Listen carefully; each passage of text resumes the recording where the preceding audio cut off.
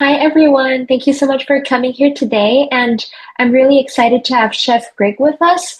Bakehouse has been spreading love in our neighborhoods for about 12 years now. And it's always such a joy to see Chef Greg's big smile and the blue apron on Instagram and then all the reels. So I'm really inspired by the way that how you stay so humble and down to earth while bringing so much happiness to all of us. So my first question is that many of us university students now are working or have just finished our summer internships. So I saw from one of your previous podcasts that you shared that when you just went to the US and you didn't really understand when the customer told you to prepare 700 desserts for tomorrow's lunch. Yeah. So without understanding the instructions, you didn't have anything ready the next day. And you learned that we need to understand what the customer means before saying yes to them. So sometimes we are also afraid to say no or ask questions when we don't understand what our boss tells us or what our manager expects us to do. So now I know Bakehouse also has summer interns and you also spend a lot of time teaching the next generation. So would you mind sharing more about this experience or any advice you have for us who just step into the adult world and start working? So there is quite a lot of. Thank you for your question. There is quite a lot of angles to what you say. Mm-hmm. Just my personal experience was that my boss told me to prepare these desserts, and I just came out of my French speaking environment Oh, into mhm. English speaking. My English was terrible, or non-existent, and I didn't understand what the person said, and I just said yes because I was afraid of you know Yeah, making a of mistake course. by saying I didn't know how to say sorry. I don't understand what you said. Um, Mm-hmm. the the the the thing we are facing. So in relation to this, the thing we are facing today is being our brand is facing a lot of tourists and Yes, some people from any country sometimes have a communication issue with our staff, and then so there is a misunderstanding, and then there is a queue, so there is a pressure right. point. So Very busy. uh, so both sides are like getting tense, so it's Mm-hmm. difficult sometimes to diffuse the situation. So we are actually so of course you can't know all the language of the world, right? If you have someone Yes, from Poland coming who only speaks Polish, it will be difficult to find a way to communicate. So we are right. looking at solutions. Of course, now with the AI and instant translation, we probably have something to do in that direction. But so far, Mm-hmm. we haven't found a good way. Uh, Yes. and we also look at images, like Mm-hmm. showing images, like Right. what? Yeah, like which bread they want.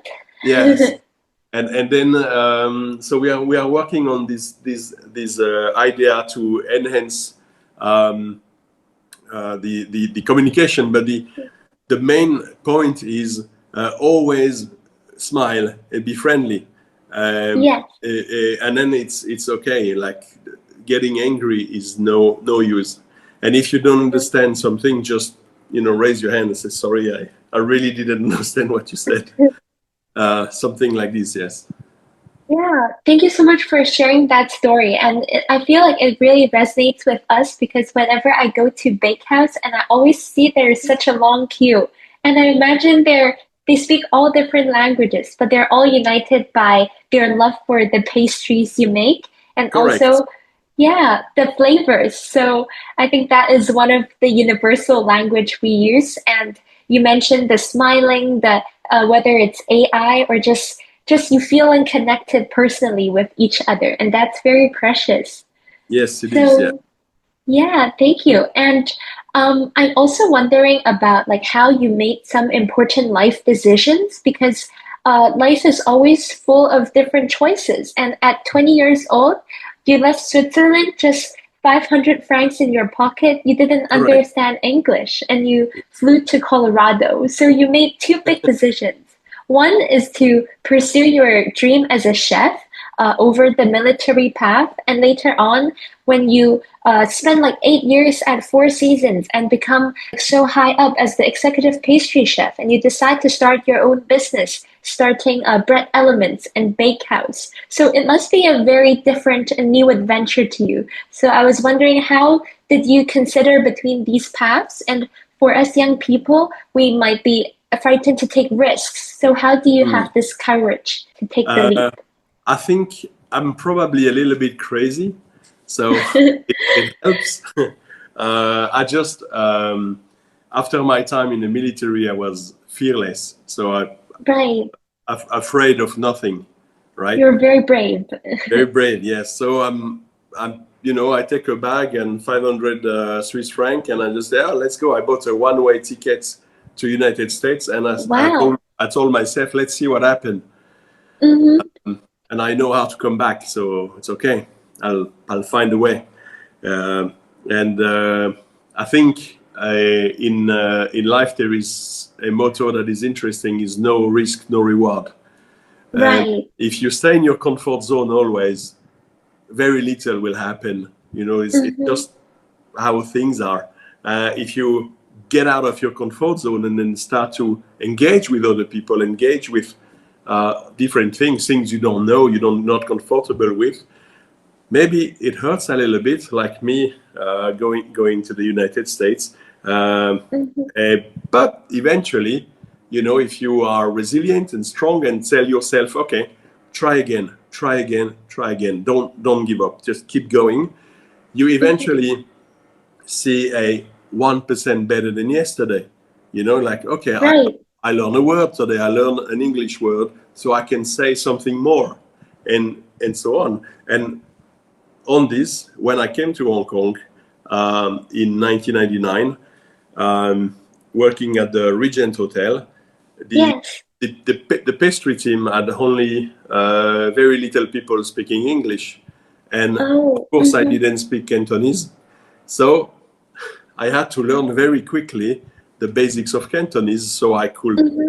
get my You can communication communicate with going. them. Yes, yes. Yeah.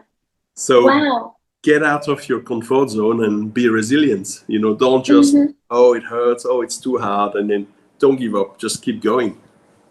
Yes, I think what you said is really true because we never know. And when you are 20 years old, you never know that now you will like start this whole successful business, bakehouse, and you just pick up the confidence. And it's not easy for us too, but we'll try to learn from you and be I, brave to I, embrace the challenges.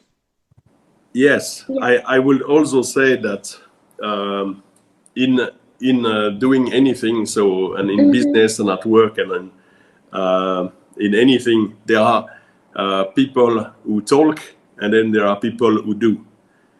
And Oh, mm-hmm. if and procrastinating, so pushing to later a task, is not a good thing. Don't do that.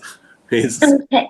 I learned the hard way that, and so it also comes from my military background. And you don't have choice. The boss says do it, you just do it, and you don't think, and then it's done, and then you're happy. So the job is done. If you keep, oh, maybe next week, okay, maybe, and it's different than planning, strategic planning, right? Right. But if it's something that, yes, I'm supposed to do this now, but I don't do it, you're gonna start to pile up things. And I Yeah. think when we are students, we all know the feeling that we keep everything for the last minute, and then Yes. the night before exam we study, and then Oh we go to no. the exam. I probably did this at some point. So so um, people who talk and people who do. So Mhm. be someone who walk the talk. So be a doer. Yes. Very Yeah, important. thank you for that, Greg. And I think like being a doer is super important. And I feel that you are very hardworking and super disciplined because you mentioned about, wow, how you learned Cantonese in such a fast time, and I see from your videos now you can just communicate flawlessly with the local chefs. I know you also started training in baking since you were 15 and you woke up at 2 a.m. You took a bicycle to the bakery. And Yes. actually, it's a lot of sacrifice to like polish your craft. And after years of this hard work, you can just close your eyes and do everything in the kitchen now, plus Yeah. the 1 year of military service. So, do you mind sharing more about like that period as a teenager going through all this strict and rigorous training? So I I love learning things. Hmm. I love science. I love history. I love psychology. I love all this, Wow. but I don't like authority. Uh, Mm. so when I was at school, until military, so before military, I was a rebel. So I don't like to follow what the people tell me to do. You're very creative, right? As well, yes. And so because I was not a good student in Mm. my youth, people told me, well, what people means my mom and dad, what are you going to do? And I said, well, I don't know. I like eating. So I tried to be a cook, and I didn't like the oily and the onion and all the fish smell, all this. And then I Yes. tried to be a baker. And Wow. I thought, oh, this smells a lot better. And I quite Hmm. like all these croissants and pastries, you know. Hmm. So I uh, made the decision to, I found a boss, a bakery who took me as an apprentice. And I started when I was 15-year old.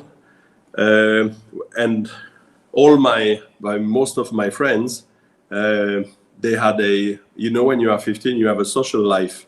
Kind of, you go with Right. your Many friends friends and buddies. and you go out at the swimming pool. You go to, I don't know, bicycle and things. And for me, it was Hmm. finished. So it ended very suddenly. My Yeah. childhood ended very Mm. abruptly. And I ended up being very sad and crying. And my mother Mm. wasn't sure if this was the right thing or not, you know, Yeah. Hmm. because emotionally it's very hard to do this.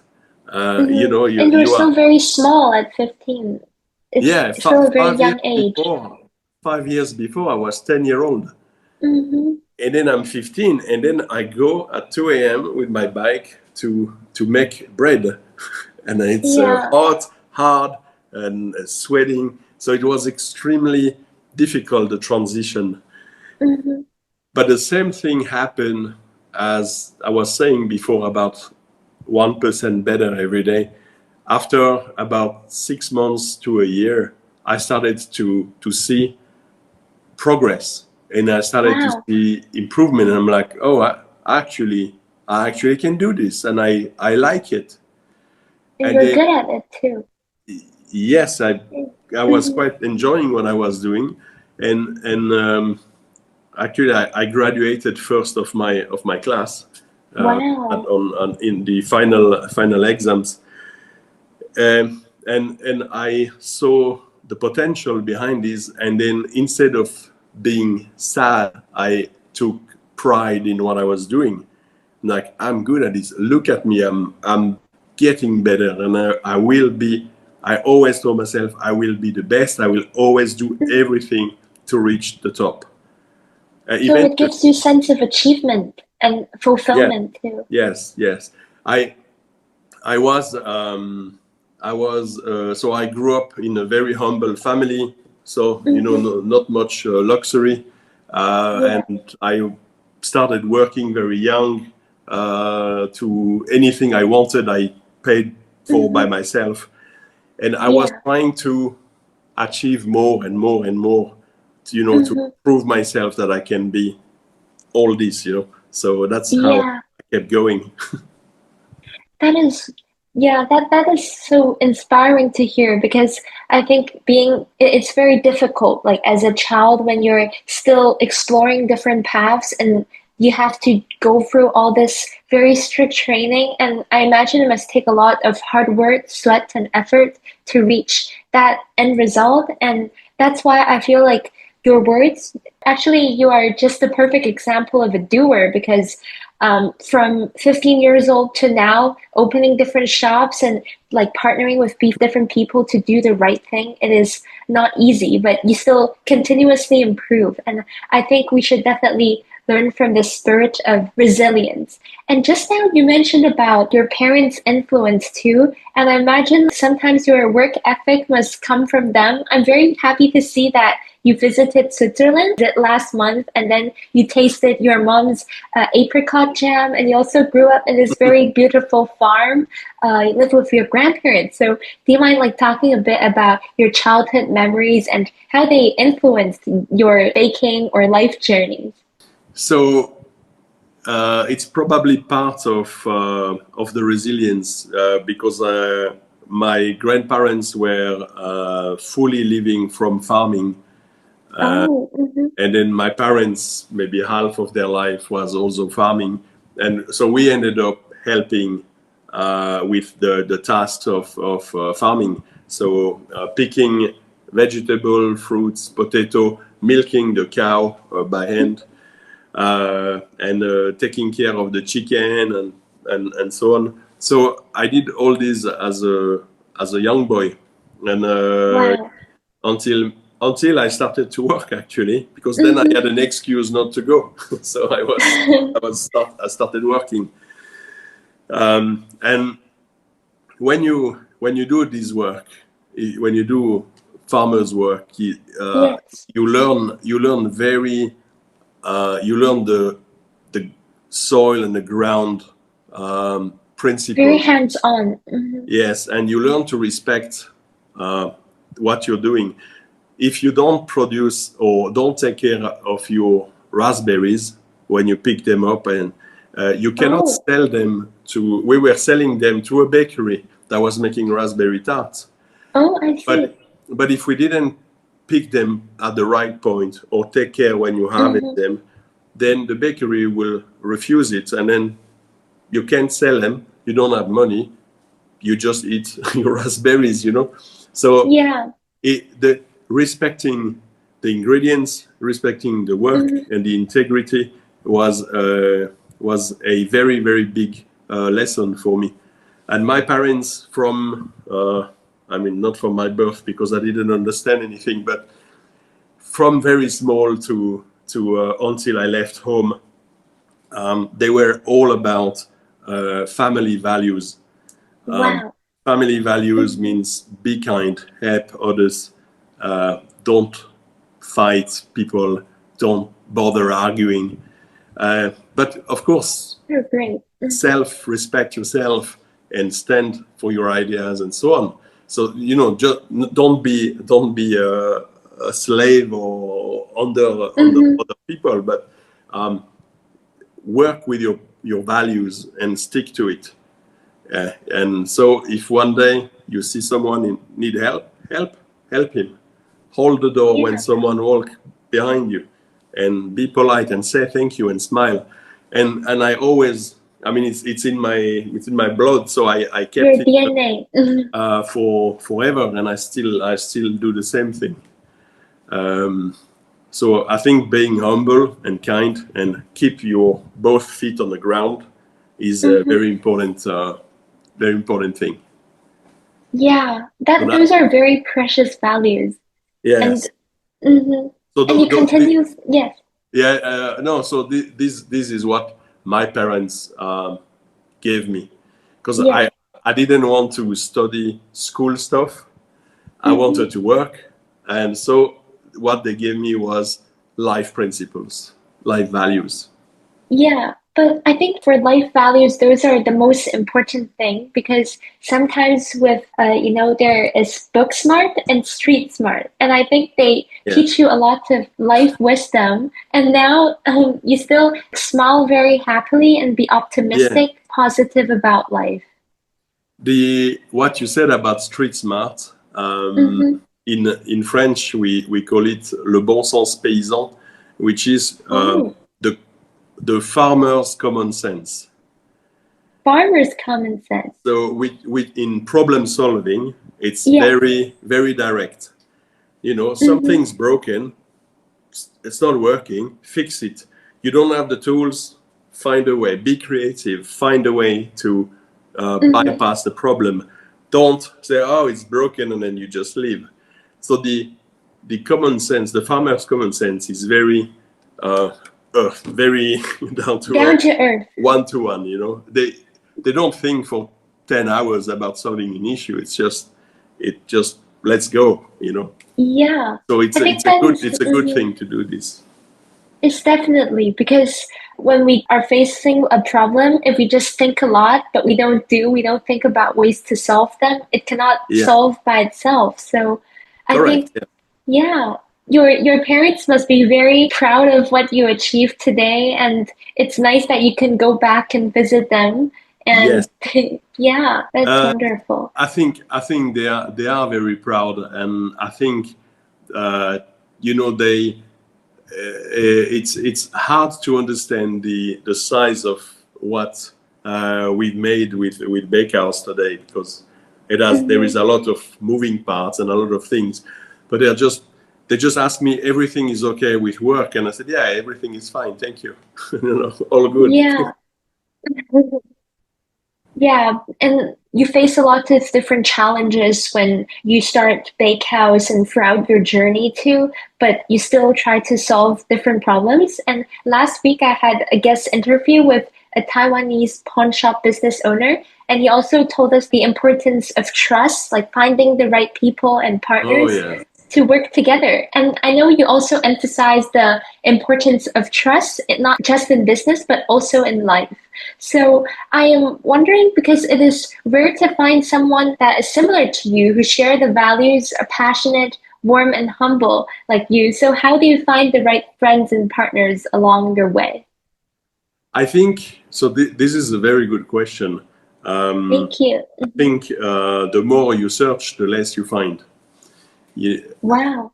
I think the more you search, the less you find. Yeah, I think if you are trying to force yourself to find a partner for business, you are unlikely to find the perfect person.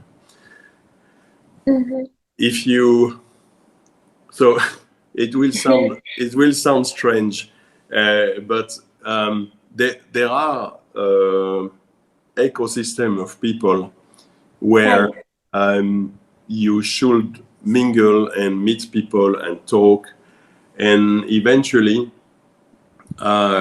what links you is not what you have, what you own, or whatever. It's your common passion for a topic. Right. When I met my business partner Fred, it was he used to work in a bank, completely unrelated to bakery, but he was a passionate baker at home, and that's great. He contacted me. So the contact came from flour. He said, "Can you?" Yeah, bread flour. And he said, so I was working at the hotel, and he said, "Do you have nice, good bread flour? Because I'm trying to make nice bread at home."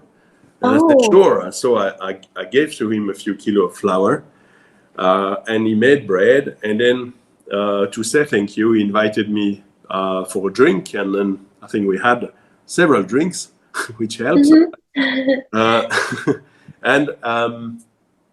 And the topic was just bakery. So regardless of what I did in my life and what he's doing in his life, we had this talk only about bread and about bakery and the core of what we do today. You know, sometimes you need to stop and look back over your shoulder and see and remember why you started the business. You know, after 12 years, say we're in this to make great bread, great pastries, and your original mission. Exactly. And then sometimes you diverge from your original intention and you end up, I don't know, trying to do something that is not your your passion, your core. Yeah, your true heart.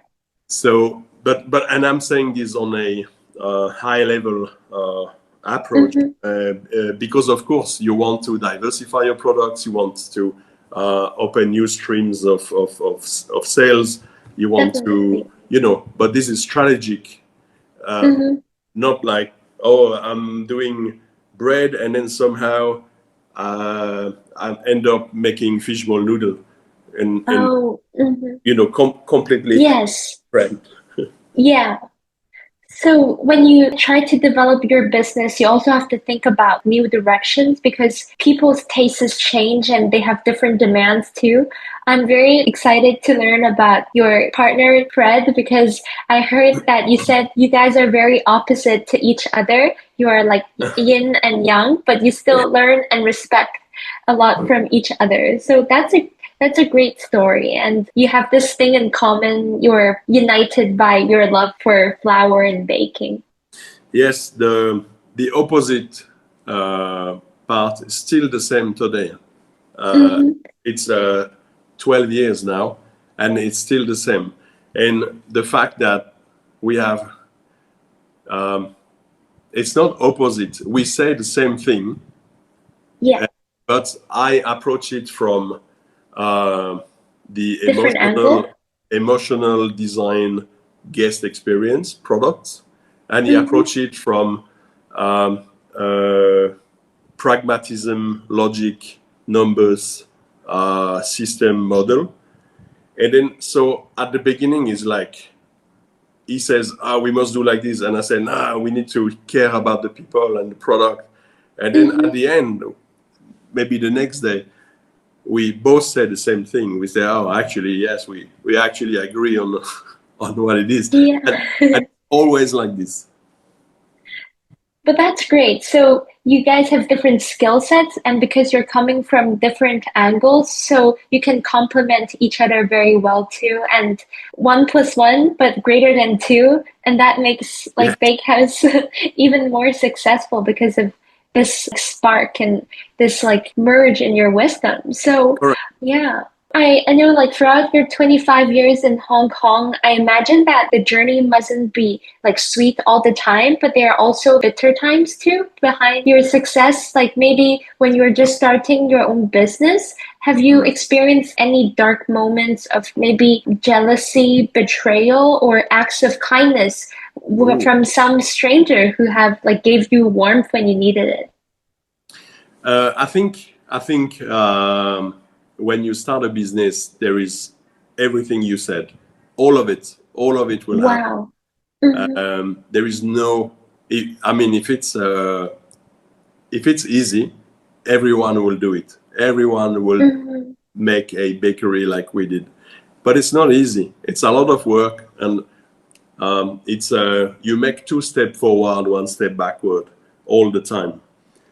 Until Yeah. you start to gain momentum and traction and attention. And you have, the hardest is not to convince customers, because I can make a nice bread and deliver to you, but Hmm. I need to convince people to join me in the journey.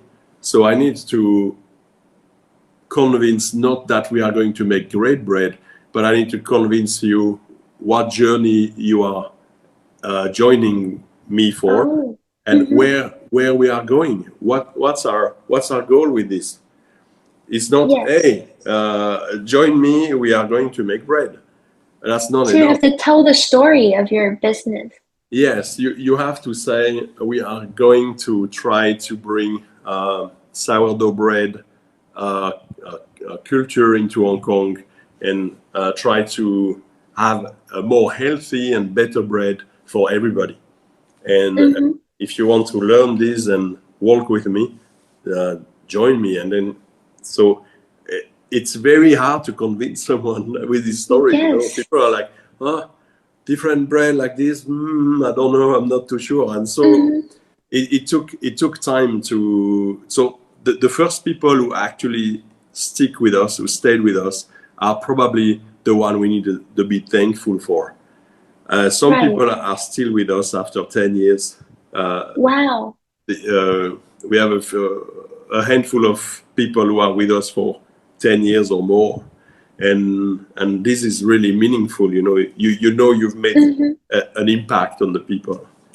Yeah, and that's very meaningful. I guess they also really love to be under your leadership because you have a clear direction, and it's very heartwarming to have this team with you, witnessing the growth from Bakehouse like a baby to now blossoming like a big tree. And also, what you said reminds me of the poem by Robert Frost, because he said to take the path less taken, and that has made all the difference. So I think you definitely Yeah. chose the lesser path, the path that not a lot of people would choose. And that path is actually harder, and Yes. it, it, when you go onto that path, there is what you mentioned before about dark moments. There are plenty of dark moments.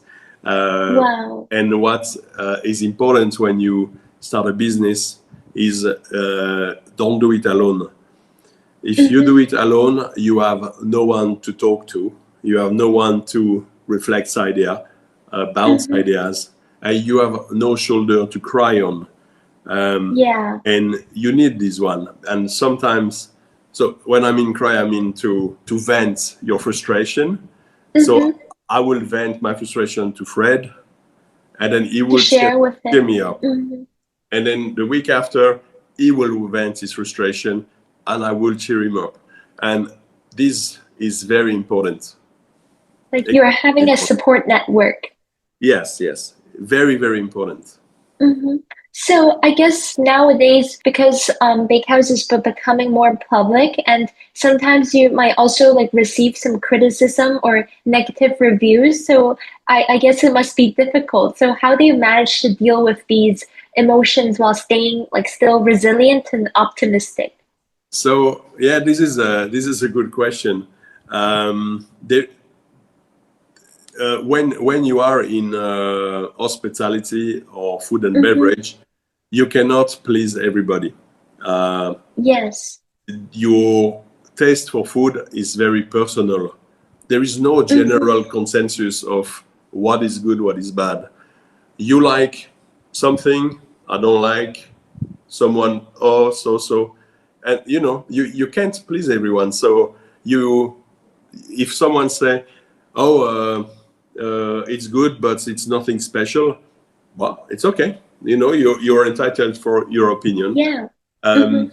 If 100% of the people was saying it's very bad, maybe we have a problem. But we see the negative comments or the so-so comments. It's on the amount of people we serve every month. It's very small. And if we made a mistake with our products or our service or anything, we reach out to the customer and we apologize and we solve the problem. And so this is on solvable issues. Like we made a mistake, recognize it, we apologize, and we invite you, and we call like constructive criticism. Correct. Yes, absolutely. And it helps us to be better every time. But if it's a matter of your personal taste towards the product, say, oh, I tried the new whatever item, I didn't like it.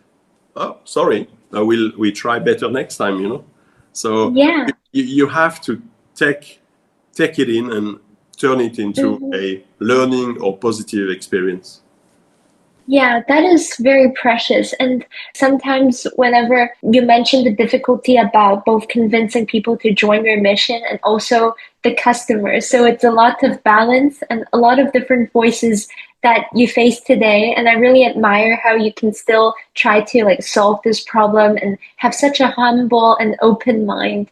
Also, like yeah, of course. So, I heard that you compared working in the kitchen to being in the army. So it's full of discipline, the respect, and the teamwork. So, how do you keep up with this intensity? And there's a lot of timing and precision involved in baking and making it right. So it is actually being organized and methodical about your work. And I think it's not only in a kitchen or in a bakery, it's with everything you do.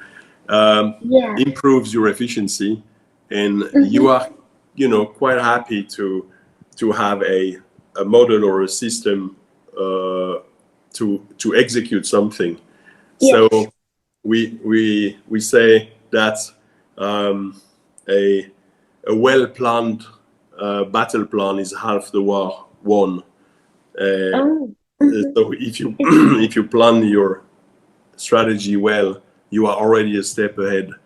If you just walk in and say, well, let's see what I'm gonna do, it's not good. So with scaling up, we use a lot of planning tools to plan our productions, our schedule, the team, the quantities we need, and this discipline and this rigor is very important.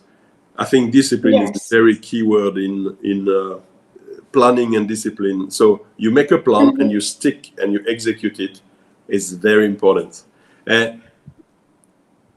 When you are in a highly demanding kitchen, you know, very high level with big chefs and everything, there is very little room for mistake. There is a customer who pay a lot of money for a meal. He's expecting the food and not half an hour later. So the pressure is very intense. And you have 30 tables or 30 people at the same time to serve. And if it's not good at this price, you will get big. They will be disappointed. Big complaints. So being trained and being disciplined on every step you do is a key of success. Yeah, for sure. Yeah, I also really resonate with that. And you mentioned before that your role as a boss is picking out the little mistakes, the little flaws in the work to make sure everything is perfect and those small mistakes don't grow into big obstacles. So I think that's something what we should learn to try to be perfectionists at what we do so we can always polish out the details. Yeah, correct. Yes.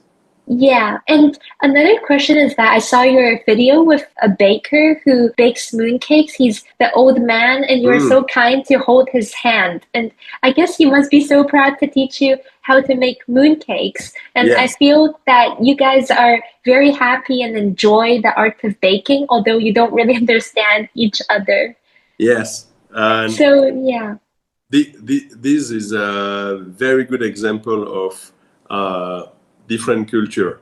Same as your question at the beginning on customers coming from everywhere, and then, you know, I spend the whole day with him to make the mooncake, and it was the whole day because the filming crew, you know, they always want to do things 20 times to have the perfect shot. And I ended up just not chilling, but working with them. And so I was not only making mooncake, but then I started to make local pastries, like a wife's cake, lopobang, and other cakes and other sweets and everything. And then they were very kind to me to show me how to do and to teach me. And it's very different than the way we work in measuring things and shaping or baking or like the precision we use. Yeah. This was more experience. The old Hong Kong way, right? Yeah, they had years of experience and they could close their eyes and do the item just naturally. You know, it flow. The flow was very natural. And I tried to do it and I couldn't.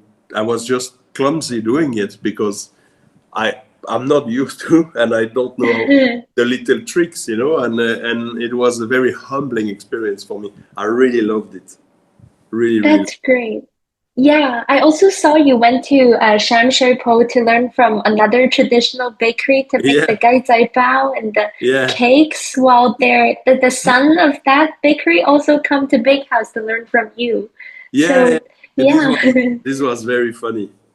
that's They great. are very, very, very kind people. Very, very kind. Mm.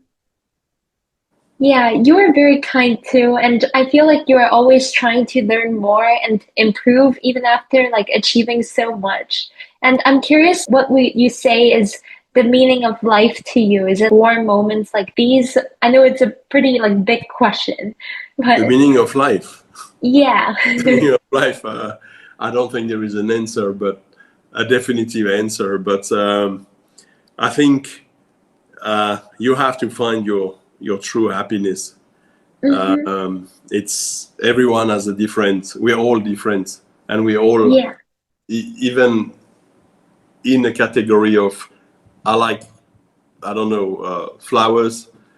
You like roses. I like daisies, and we all have our own thing. Hmm. Do I think do the things you enjoy doing, and it will reward you. It will come to you. That's great. So just try to do what you like and what you're good at, and then understand like each other different opinions and know different Yeah. people from all backgrounds. Yes, yes, Yeah, absolutely. that's amazing. And so international you are. You said Switzerland gave you roots while Hong Kong like gave you a career. And I'm very proud that you like Hong Kong so much. And Thank you. you constantly try to mix the different flavors together from the Yan Jikam Lo Bolo bun Mm, and mm. also the new Japanese soft bread and the honey kumquat donuts. So Mm. how do you try to find these inspirations and how do you balance the two homes like Switzerland and Hong Kong, these identities? I think these items, these foods, uh, they I think it's not me finding them. I think they find me. When I go to local restaurants, I always enjoy eating these items. Wow. And and for example, the Yum Chikam Lo Hmm. is a dessert. I since I come to Hong Kong, first time I try, and I'm like, wow, this is really good, and so I always eat it. Yeah, it's very refreshing. Yeah, and the same with the bolo bao, the same with the tai ho shrimp Hmm. powder, the same with the honey kumquat and all this. And I just try to do our version of the item, Yes. and so the inspiration is in front of me already. Everything is there.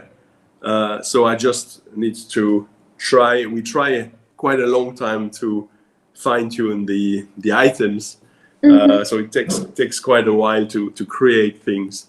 But once the idea pops, like, oh, how could I bring these desserts in the bolo bao? Or Hmm. what if I don't know? What if so?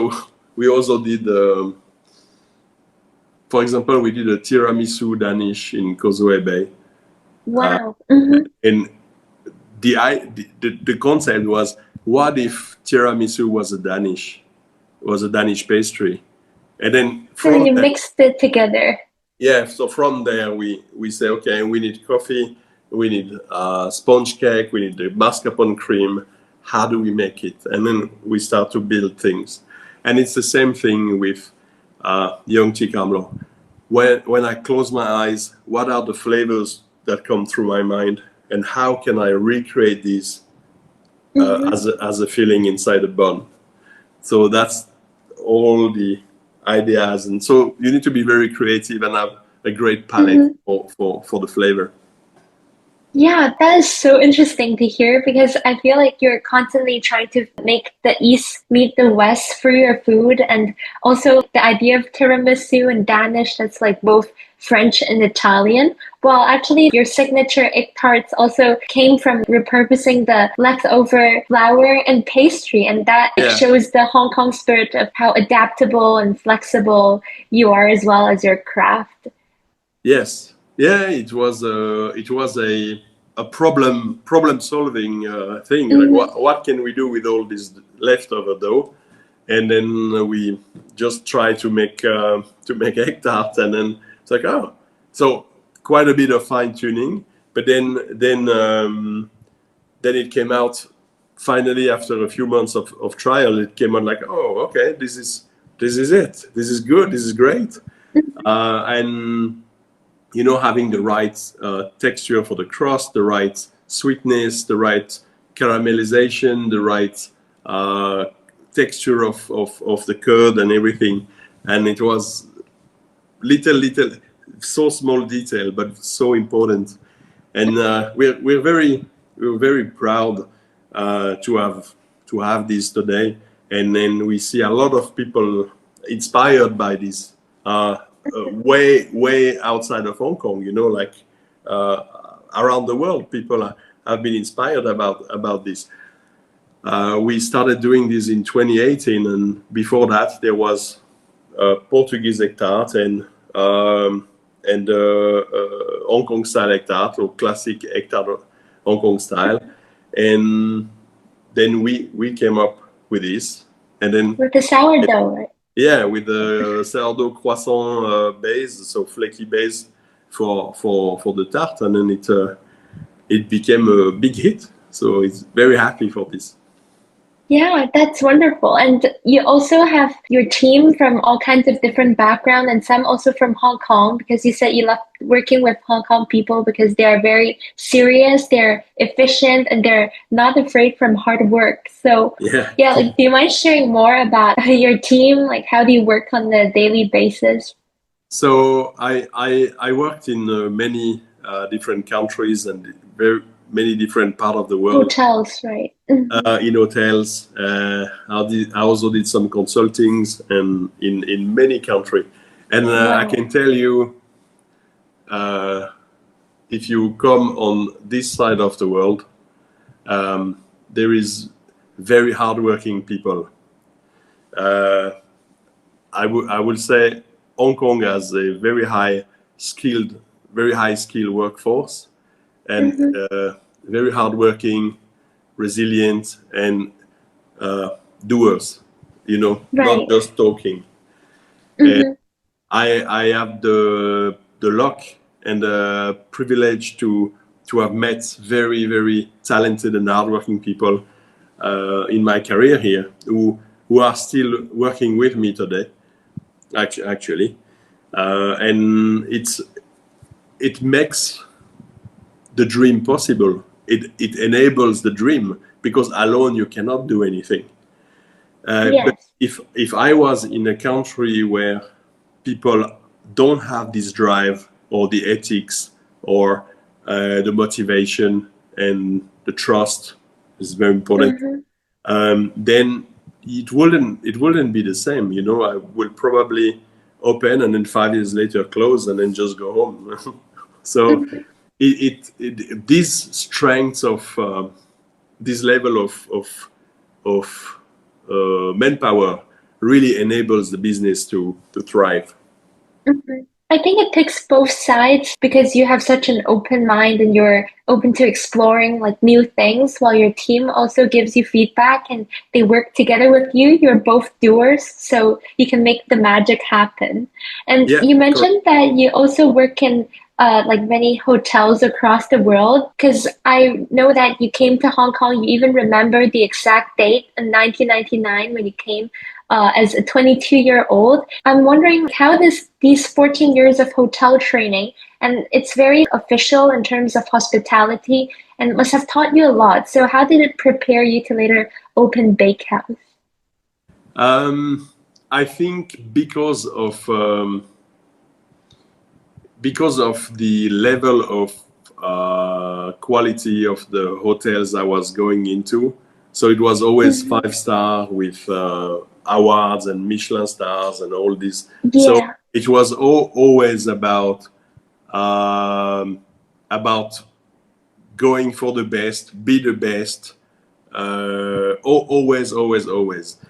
And it's not easy, and you don't have Hmm. social life.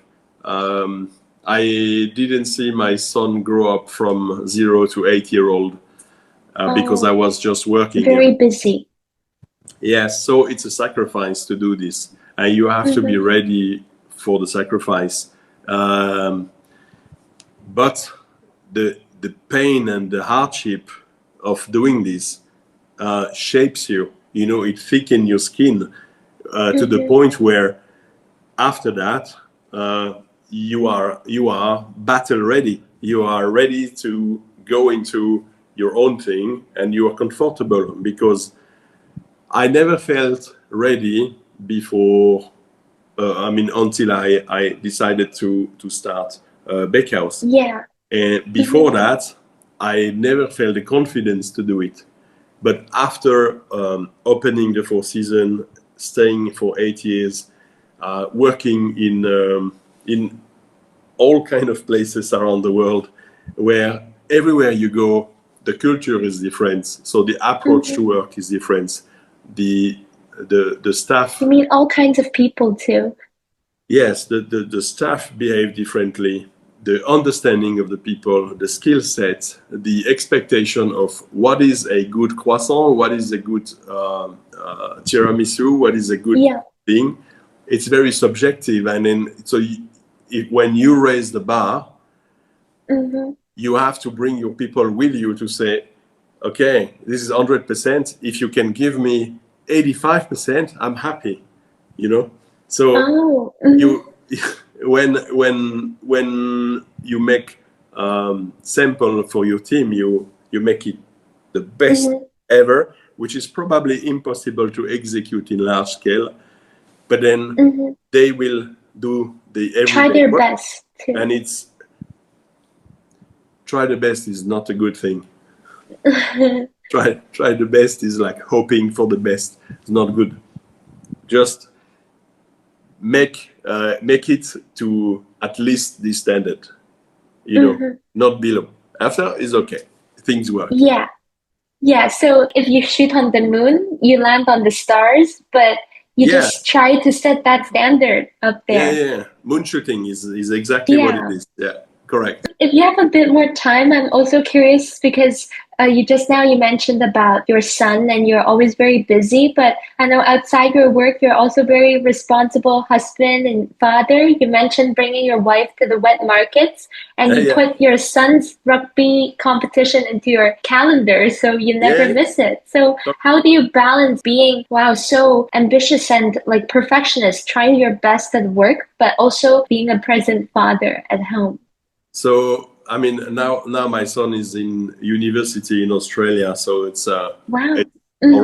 already passed. Far away. Hmm. But the what you say about balance is the key, and I Mm. think um, exactly like when you work in a kitchen, you take your calendar and you plan and you allocate time, and you have to do this for your well-being. You can't just work and then sleep work. You become crazy after, and you Hmm. don't have little joys. You want to have some happy cool time outside, change your Yeah. mind and see things and talk to other people than your work colleague.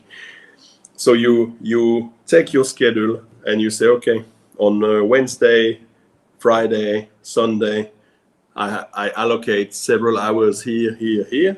So you do your allocated time for uh, PE, so physical exercise, for family time, for family gathering with Hmm. the uncles and aunties. You have to do this. It's very important, and this brings balance. Not like Star Wars, but it's almost the same. So you bring you establish a balance between work and your private life, your well-being. Yeah. Hmm. It's super important, and it helps your mental well-being. Definitely. Yeah, because when you give care to your family, to other people, it always also gives you something back in return. It brings you like even bigger happiness when you try to be with your son, listen to what they are experiencing at school and life, and then Yeah, you try to reconnect with people. And I think that is something that your bread also brings to your customers and your team? Because during COVID, I always see the mass Mhm. of like bakehouse and the bags, and I think that is a big way of spreading joy and love in the community too. Yes, this is a quite an interesting one because we got very scared like everybody else during COVID. We're like, oh my Right. God, what are we going to do? Mm-hmm. And we found that that bread is often so it's a staple food, you know. Yes. It's something that brings warmth and comfort to people. Mm-hmm. And we if you watch the news on TV and you see countries where there is a war, the first thing Yeah. people try to get is flour to make Oh. bread, or Mm-hmm. flour to make soup, or flour to make something to eat. You know, It's crucial for life, right? yes, Surviving too. you need carbohydrates to have Mm-hmm. energy. Otherwise, Yes. it goes very fast. And Mm-hmm. and when there is this fear of the unknown, for example, from COVID, the fear of the unknown meant the people will come to the shop and instead of buying one bread, they will buy two because of Oh. safety, because of uncertainty. So I don't Mm-hmm. know what happened tomorrow. So in case something happened, As a backup. I have this, you know. Mm-hmm. and and actually the restaurant in Wanchai was closed because we were not allowed to have people, but Oh, the takeaway counter was selling more than not COVID. wow. Yeah, Mm-hmm. and we were wondering how come, you know, no more Yeah. tourists, no nothing, and it was just people buying food for their home because there was no To more putting in the restaurant. fridge or at like Yeah, at home for their family too. and you know, positioning bread as a safe haven, like a Mm-hmm. comforting safety item, is really a very big Mm-hmm. principle that we embrace. We're like, okay, this is staple food, you know. Yeah, that is wonderful. And I think that bread is definitely very comforting because it is the main dish sometimes and you're hungry and you want a great breakfast, bread would definitely be one of the most important items. So I think what you Yeah. said is so meaningful and also very heartwarming to hear that. During the pandemic, people are still thinking and caring about their family and their close ones. So they buy Okay. from Bakehouse and that's an awesome story. I Thank do you. have, yeah, one last question. Is that because bread and pastry has always been part of your story? So now, with Bakehouse being such a household name, would you say that your childhood dream has come true? Or do you imagine a third stage? Is it opening shops or doing another dream outside of baking? Because I always see like you Oh, write cookbooks, you collaborate with different chefs, and you also teach at the International Culinary Institute. So, yeah, so those are a lot of different things. I I will say that so earlier in my career, um, this is yeah, I'm not very proud of this, but it was a life lesson. I thought that I will be good at doing a shower soap and Hmm. shampoo and Oh, cream, wow. and Hmm. I tried to do this, and I ordered neutral base and added essential oil, and I tested it on myself, you know, for shampoo, and Experimenting. it was terrible. It was horrible, you know. So I Hmm. immediately give up, and I told myself, Greg, you are not this person, but you make very good bread. So why don't you stick to bread? Yes. And then I learned to stick to bread. So I am whatever I do will continue to be towards bread. I will say that we want to spread our uh, joy of sharing bread outside of Hong Kong. So Hmm. this is a enormous challenge. We have no idea how to do this yet, but we are working on learning how to do this. So I hope one day it will be a reality. But on the side, yes, we continue to collaborate with chefs. Maybe writing a book could be something. So it's this always happen. Those are collateral of what we do. But I think trying to spread the joy outside of Hong Kong will be insane story for us.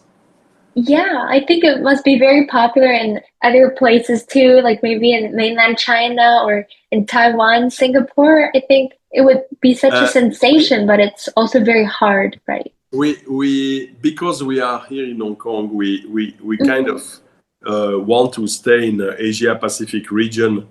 Of course, it doesn't mean not the, but after it's the whole world. I mean, that's quite big. So we like to be able to go somewhere very fast. To you can do a same day trip to a city or one night, and then you take care of something, and then you can come back and go another place. So Hong Kong is quite centrally located for the region. And we haven't decided. We are looking at different countries. We're looking at Taiwan, China, Singapore, Japan, Korea. The whole list is on is on the screen, and we approach it again pragmatically on legal. So the legal regulation for food, for ingredients. Some country have a high tax on the flour. So there is a whole geopolitical game around the supply chain of ingredients and so on. So this is a whole different ball game than just being in Hong Kong, But it's super. I think it must be such a big challenge again, like to expand outside of Hong Kong. But I do like send my very best wishes. I see like on MasterChef, maybe Chef Gordon Ramsay, he has such a big global empire. But the key is spreading the joy and spreading maybe all across the world from Bakehouse, and that would be awesome. I don't know about the world, but for me, it will be at least outside in Asia Pacific, and then it will be amazing. Yeah, thank you so much, Greg. I hope like that big dream will also come true. And would you have like anything else to share with us at the very end? Thank you for having me. And I think what I said earlier about chase your dream, chase what you're passionate about, and be resilient. Just don't give up at the first try, and be a doer. Don't just talk. Yes, we will remember that. quite simple. Like take action and just try to solve the challenge when you are facing any difficulties. Yes, and it's discipline too. Remember that if it was easy, everybody will be doing it.